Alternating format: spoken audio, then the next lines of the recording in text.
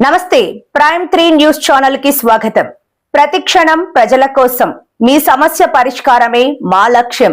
మీ సమస్యలను 7382273833 వాట్సాప్ చేయండి చాలు. మా వార్తలు మీకు నచ్చినట్లయితే లైక్ చేయండి, షేర్ చేయండి, సబ్స్క్రైబ్ చేయడం మాత్రం మర్చిపోకండి. నా కొడుకు మరణానికి కారకులైన వారిని అరెస్ట్ చేయకుండా ఇంటికి వచ్చి రాజీ చేసుకోవాలని అంటున్నారని ఒక తల్లి ఆవేదన వ్యక్తం చేసింది. అనకాపల్లి జిల్లా ఎస్పీ కార్యాలయం వద్ద పరవాడ మండలం తానం గ్రామానికి చెందిన అశ్విని మాట్లాడారు. నా పేరు అశ్విని, మా బాబు పేరు శశికాంత్ సార్. శశికాంత్ మా బాబు పేరు.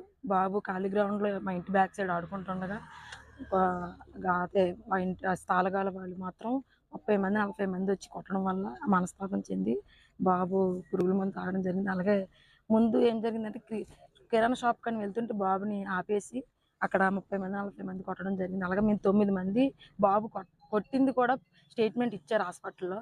కానీ ఎవరిని కూడా ఒక్కరిని జైల్లో వేసాము అంటారు. అది నిజమే ఎంతవరకు అబద్ధం ఎంతవరకు మాకు తెలియదు సార్. కానీ మాకు ఎలాగైనా న్యాయం జరగాలని మేము ఇక్కడి వరకు ఎస్పీ వరకు సార్ వరకు వచ్చాము.